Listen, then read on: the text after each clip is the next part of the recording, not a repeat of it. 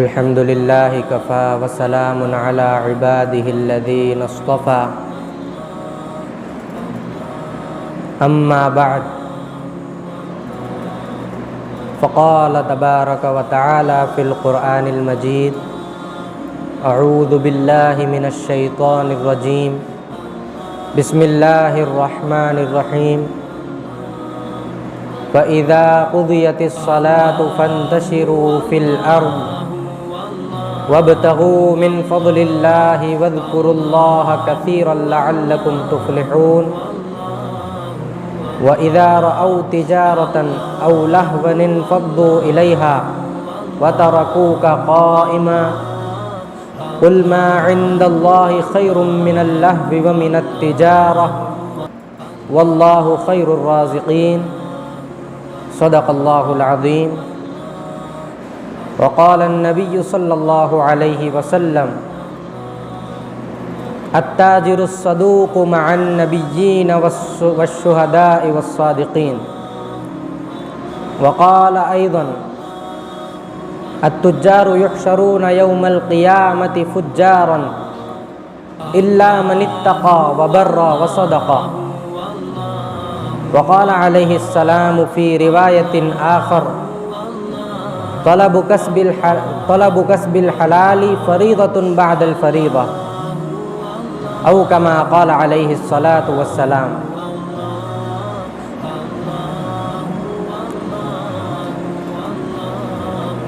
اللہ نے انسانوں کو پیدا کیا اور اس کی ضروریات اور اس کی روزی روٹی کے لیے اللہ نے انسان کی فطرت میں یہ بات رکھ دی ہے کہ انسان اپنی روزی روٹی کے لیے، اپنے کھانے کی چیزوں کے لیے،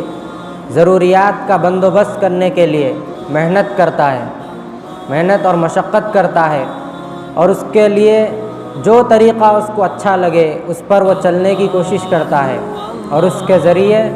اپنا معاش حل کرتا ہے، اپنی روزی روٹی کماتا ہے۔ تو اسلام میں مال و دولت کمانا یا روزی روٹی کمانا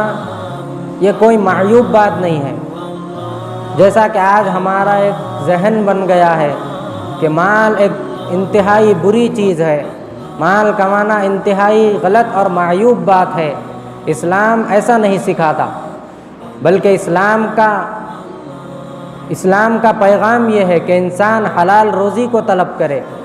حلال مال کو کمائے تاکہ اپنے ضروریات کو پورا کر سکے، تاکہ تنگدستی کا شکار نہ ہو، فقر و فاقے کی نوبت نہ آئے اور کسی کے سامنے ہاتھ پھیلانا نہ پڑے۔ تو اس نیت سے مال کمانا یہ شریعت کا حکم بھی ہے، اور اللہ تبارک و تعالی نے سورہ جمعہ میں ارشاد فرمایا کہ اے ایمان والو، جب تمہیں جمعہ کی نماز کے لیے بلایا جائے تو کاروبار چھوڑ کر فوراً اللہ کے سامنے حاضر ہو جاؤ۔ پھر اللہ تبارک و تعالی یہ نہیں فرما رہے ہیں کہ تم سارا ہفتہ کماتے رہے، ہفتے بھر تم مال و دولت کے پیچھے لگے رہے، اب ایک دن پوری یکسوئی کے ساتھ، پوری توجہ کے ساتھ تم میرے دربار میں آ کر میرے سامنے عبادت میں مشغول ہو جاؤ۔ اور یہ فرماتے اگر اللہ تعالیٰ تو یہ بھی ہمارے لیے زیادہ کوئی بڑی بات نہیں تھی، کیونکہ اللہ کی نعمتوں میں ہم ڈوبے ہوئے ہیں، تو ہفتے میں ایک دن اگر پورا دن بھی ہم اللہ کے سامنے عبادت میں اگر گزار دیں تو وہ بھی کم تھا۔ لیکن اللہ نے اپنے بندوں کو رزق حلال کمانے کی ترغیب دیتے ہوئے اس حکم کے فوراً بعد فرمایا کہ جب نماز ہو جائے تو زمین میں پھیل جاؤ، فَإِذَا قُضِيَتِ الصَّلَاةُ فَانتَشِرُوا فِي الْأَرْضِ وَابْتَغُوا مِن فَضْلِ اللَّهِ، اور اللہ کا فضل تلاش کرو، یعنی اللہ کی روزی کو تلاش کرو، وَاذْكُرُوا اللَّهَ كَثِيرًا لَعَلَّكُمْ تُفْلِحُونَ، اور اللہ کو کثرت سے یاد کرتے رہو تاکہ تم کامیاب ہو جاؤ۔ تو اس لیے مال کمانا، رزق حلال کمانا یہ کوئی معیوب بات اور کوئی غلط بات نہیں ہے، بلکہ یہ انسان کی فطرت کا تقاضا بھی ہے اور اللہ تبارک و تعالیٰ کا حکم بھی ہے۔ اور انسان اپنے اہل و عیال کی ضروریات پوری کرنے کے لیے جتنے طریقے جائز طریقے ہیں وہ سب اختیار کر سکتا ہے، بس اس کو فرق اتنا کرنا ہے کہ یہ حلال ہے یا حرام، یہ شریعت میں اس کی اجازت ہے یا نہیں ہے، بس اس کو اتنا فرق کرنا ہے۔ جیسے ہم کھانے کی کوئی چیز اگر ہمارے سامنے ہو، ہم اس کو ہاتھ لگاتے ہیں تو ہمارا ہاتھ ہم کو یہ اشارہ دیتا ہے کہ یہ چیز ٹھنڈی ہے یا گرم ہے۔ ہم اس کو زبان تک لے جاتے ہیں تو ہماری آنکھ یہ بتا دیتی ہے کہ یہ چیز کس طرح کی ہے، اس چیز کا رنگ کیسا ہے، یہ کھانے کے لائق چیز ہے یا نہیں ہے۔ منہ میں رکھتے ہیں تو یہ زبان ہمیں بتا دیتی ہے کہ اس کا رنگ اور ذائقہ کیسا ہے، اس کا مزہ کیسا ہے، ہر چیز ہمیں بتا دیتی ہے۔ ہمیں بس اتنا کرنا ہے کہ ہم جو لقمہ ہمارے منہ میں ڈال رہے ہیں یہ حلال ہے یا نہیں ہے،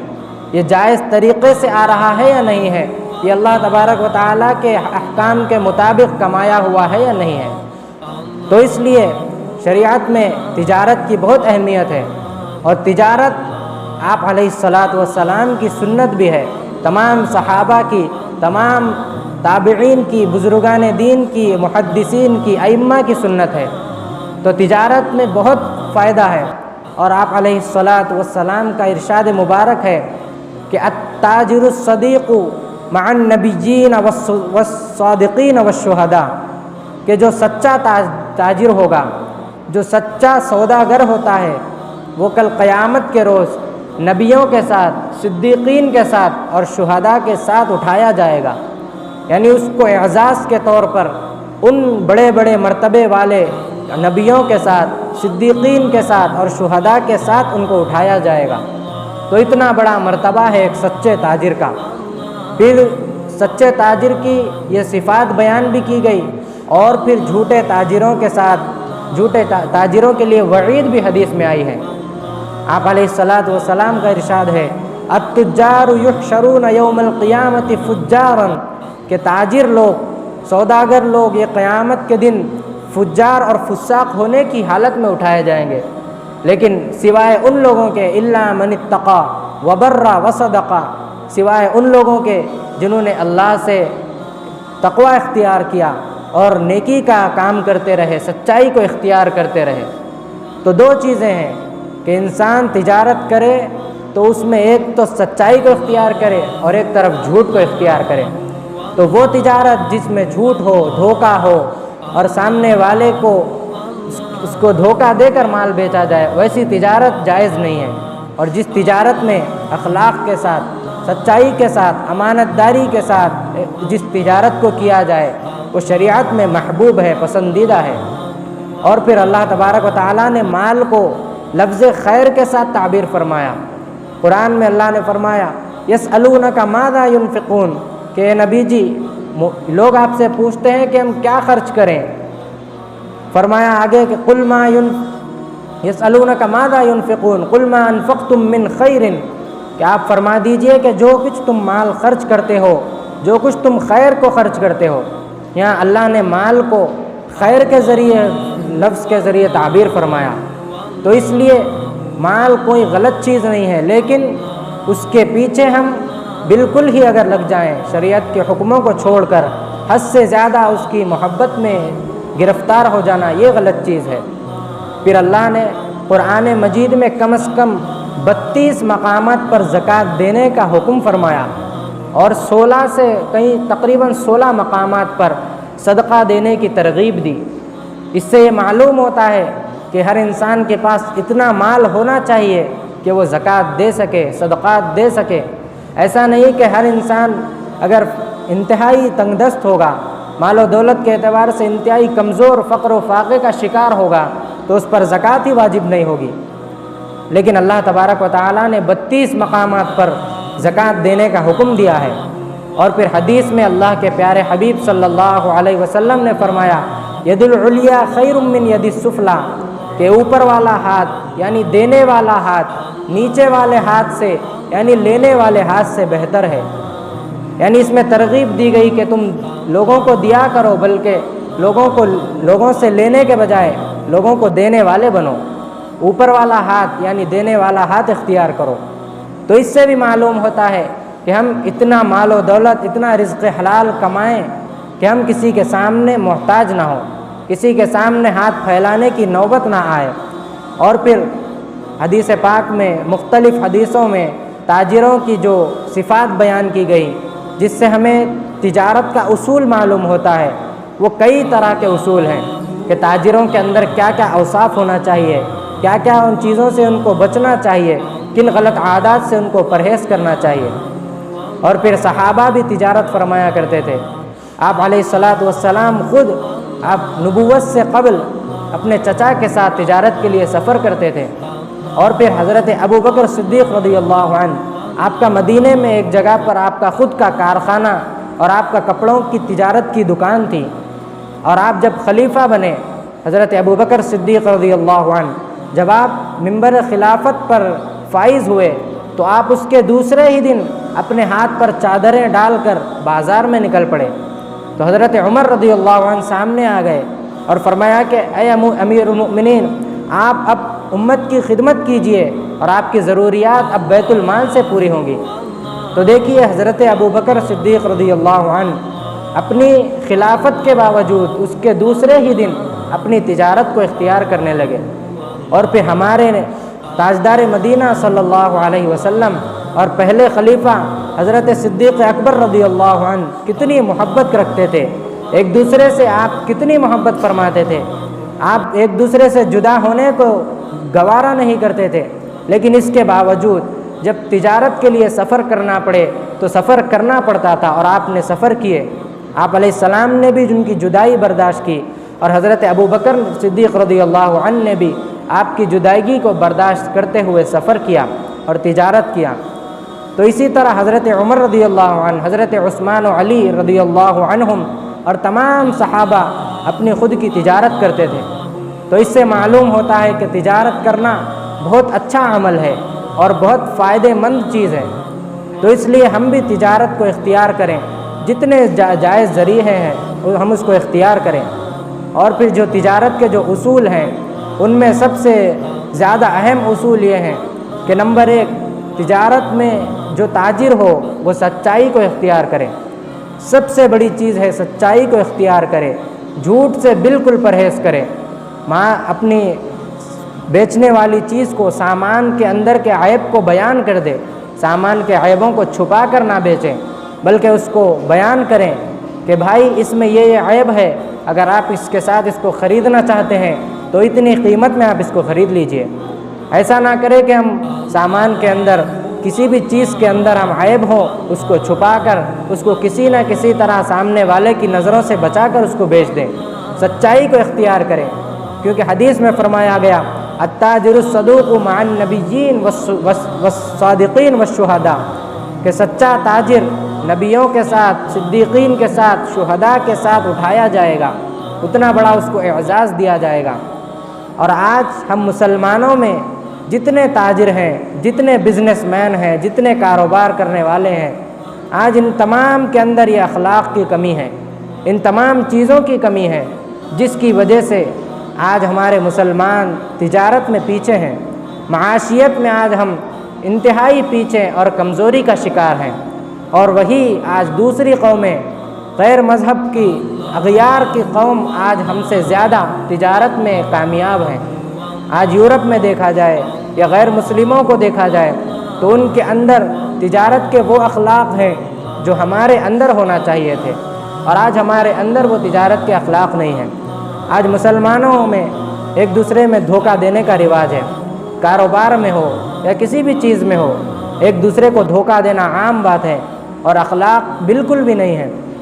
سامنے والا دکاندار اگر کسی گاہک کو سامنے آئے تو اس کو اخلاق سے پیش نہیں آتا، بلکہ اس کو انتہائی نظر انداز کرتے ہوئے، اس کے ساتھ انتہائی بدتمیز کے لہجہ اختیار کرتے ہوئے پیش آتا ہے، حالانکہ آج غیر مسلم قومیں اس کو اختیار کر کے کامیاب ہو رہی ہیں۔ اور ایک واقعہ مجھے یاد آیا کہ کئی دکاندار ایک جگہ جمع ہو کر چائے پی رہے تھے،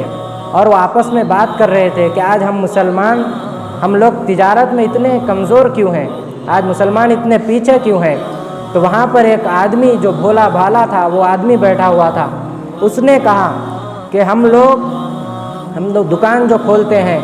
وہ 12 یا 1 بجے کے وقت یا 11 بجے کے وقت کھولتے ہیں، اور وہ وقت زوال کا وقت ہوتا ہے، یعنی سورج بالکل اوپر آتا ہے اور پھر وہاں سے ڈھلنے کے اور نیچے ہونے کی طرف جب وہ گامزن ہوتا ہے تو اس کو زوال کا وقت کہا جاتا ہے، اور جب ہم زوال کے وقت اپنی دکانیں کھولیں گے، زوال کے وقت تجارت کا آغاز کریں گے، تو ہماری تجارت میں زوال ہی آئے گا، عروج نہیں آئے گا۔ تو اس لیے ہم تجارت کے اصولوں کو اپنا کر، تجارت کی اہمیت کو سمجھ کر،